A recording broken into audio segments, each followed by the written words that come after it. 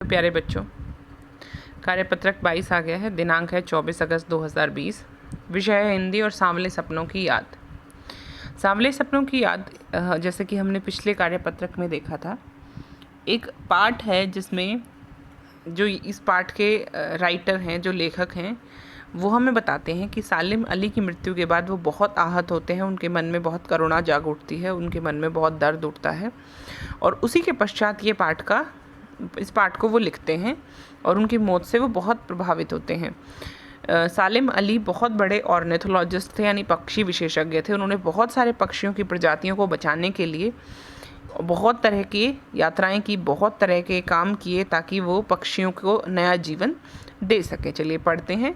मिथकों की दुनिया में इस सवाल का जवाब तलाश करने से पहले मिथक होते हैं पुरानी कहानियों के कैरेक्टर्स, चरित्र जो आज भी जिंदा लगते हैं कि ये चरित्र आज भी होंगे। मिथकों की दुनिया में इस सवाल का जवाब तलाश करने से पहले एक नज़र कमज़ोर काया वाले उस व्यक्ति पर डाली जाए जिसे हम सालिम अली के नाम से जानते हैं। उम्र को सती तक यानी 100 साल तक पहुंचने में थोड़े ही दिन तो बच रहे थे। संभव है लंबी यात्राओं की थकान ने उनके शरीर को कमज़ोर कर दिया हो और कैंसर जैसी जानलेवा बीमारी उनकी मौत का कारण बनी हो, लेकिन अंतिम समय तक मौत उनकी आंखों से वह रोशनी छीनने में सफल नहीं हुई जो पक्षियों की तलाश और उनकी हिफाजत के लिए समर्पित थी। सालिम अली की आंखों पर चढ़ी दूरबीन उनकी मौत के बाद ही तो उतरी थी।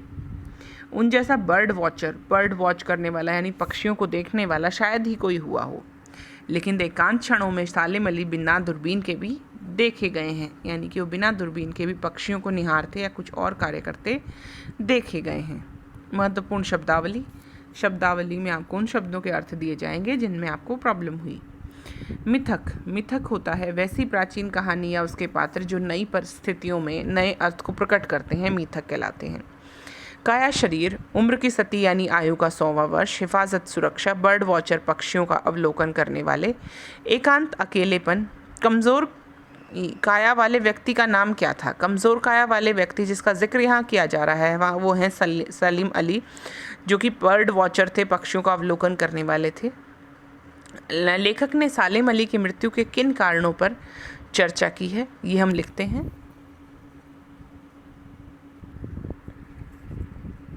चलिए लिखते हैं बच्चे। प्रश्न कहता है लेखक ने सालिम अली की मृत्यु के किन कारणों पर चर्चा की है। लेखक ने सालिम अली की मृत्यु के किन कारणों पर चर्चा की है।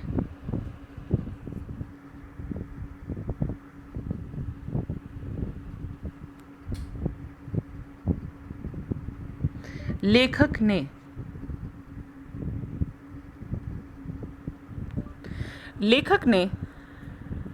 सालिम अली जी की मृत्यु के 2 कारणों पर यहाँ चर्चा की है। पहला कि उनकी उम्र 100 वर्ष के आसपास थी,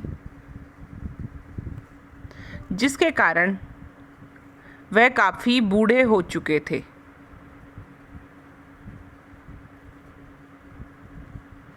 दूसरा कारण यह बताया गया है कि उन्हें कैंसर नामक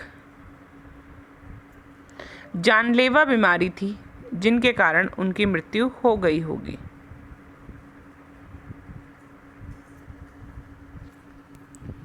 पहला प्रश्न बेटा।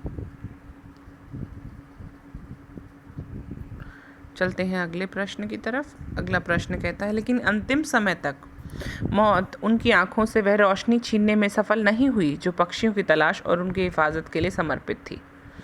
अंतिम समय तक मतलब उनके मन में एक लालसा थी कि वो पक्षियों को देखें, उनकी हिफाजत के लिए काम करें। आप अपने विचार लिखिए इस बारे में। चलिए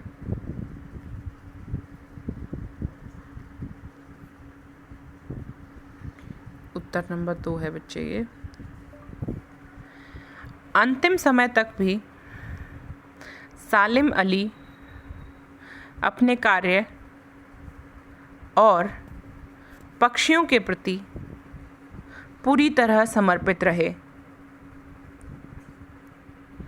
जीवन की अंतिम घड़ियों तक भी वे जगह जगह यात्राएं करते रहे और पक्षियों की कई प्रजातियों जो विलुप्त होने की कगार पर थी उनकी हिफाजत के लिए वह सरकार द्वारा कई परियोजनाएं शुरू करवाने के लिए उनसे आग्रह करने को हमेशा तत्पर रहे।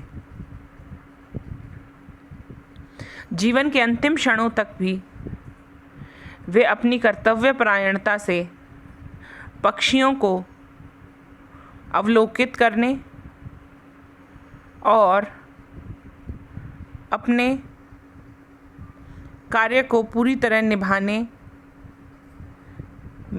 की कोशिश करते रहे।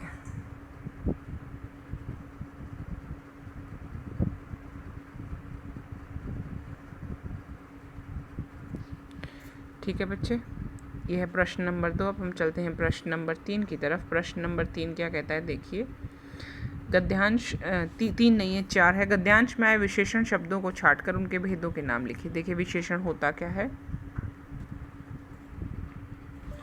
विशेषण वह शब्द होते हैं जो संज्ञा या सर्वनाम की विशेषता बताते हैं। उदाहरण काला बंदर, उदाहरण काला वस्त्र। यहाँ पर काला शब्द विशेषण है और वस्त्र विशेष्य है। विशेषण के 4 भेद होते हैं। गुणवाचक विशेषण,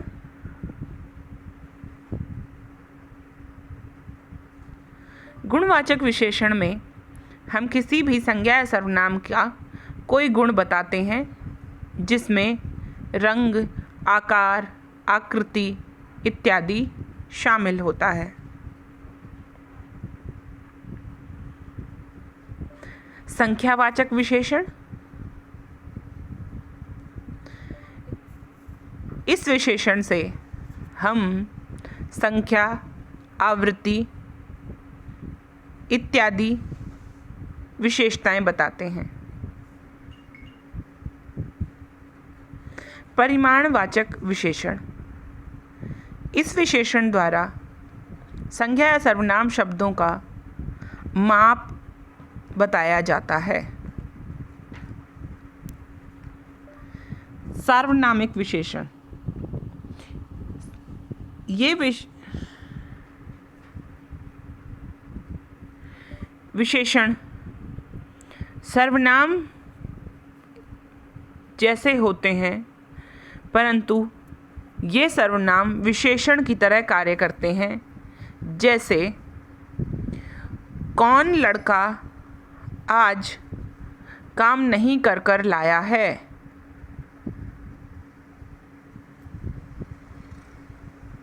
यहाँ पर कौन शब्द जो सर्वनाम है परंतु विशेषण की तरह इस्तेमाल हो रहा है।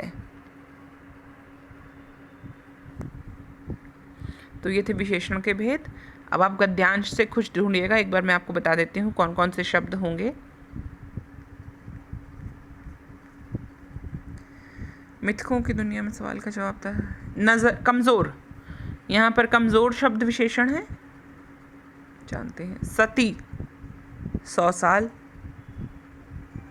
लंबी, लंबी यात्राओं में लंबी शब्द जो है वो विशेषण है। कमज़ोर शब्द विशेषण है। जानलेवा शब्द विशेषण है। अंतिम शब्द विशेषण है।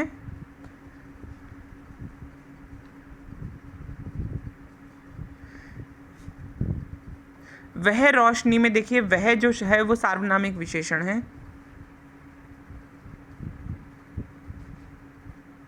ये शब्द विशेषण शब्द हैं। इनको आप अलग अलग तरीके से लिखिएगा। चलिए आगे चलते हैं। क्या आपने मोबाइल, टीवी आदि से दूर रहकर एकांत के क्षणों को महसूस किया? आप एकांत में कैसा महसूस करते हैं? अपने विचार लिखिए। वैसे ये आपको खुद करना है, फिर भी 2 लाइनें 2 पंक्तियाँ मैं लिखवा देती हूँ, उसके बाद आप खुद लिखेंगे, क्योंकि ये आपके लिए भी है कि एक बार खुद को मोबाइल, टीवी वगैरह से दूर करके देखिए और एकांत में अपने आप को महसूस कीजिए, ताकि आप अपने विचारों को और अपने आप को बेहतर तरीके से जान पाएँ।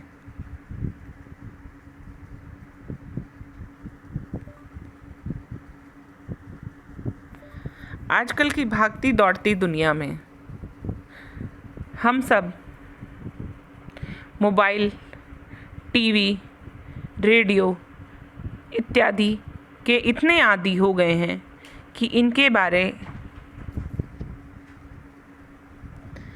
बिना जीवन को या दिनचर्या को समझ पाना अत्यंत मुश्किल प्रतीत होता है। परंतु इनसे दूर एकांत के क्षणों को महसूस करना और खुद को भीतर से जान पाना भी आवश्यक है। इसलिए एकांत के क्षणों में बैठना और योग साधना करना दिनचर्या का एक महत्वपूर्ण हिस्सा होना चाहिए, ताकि हम दुनिया के साथ साथ स्वयं को भी करीब से जान पाएं। मुझे अकेले बैठना, एकांत में बैठना बहुत अच्छा लगता है, क्योंकि इसके बाद आप लिखें, क्योंकि के बाद बाकी जो मैंने लिखवाना था वो मैंने लिखवा दिया है। आप यहाँ क्योंकि का जवाब खुद लिखेंगे कि आपको अकेले में बैठना क्यों अच्छा लगता है। ठीक है बच्चों, आई होप आपको ये वर्कशीट समझ में आई है। अगर कोई डाउट हो तो कमेंट कीजिएगा। मिलते हैं अगली वर्कशीट के साथ। बाय बाय बच्चों।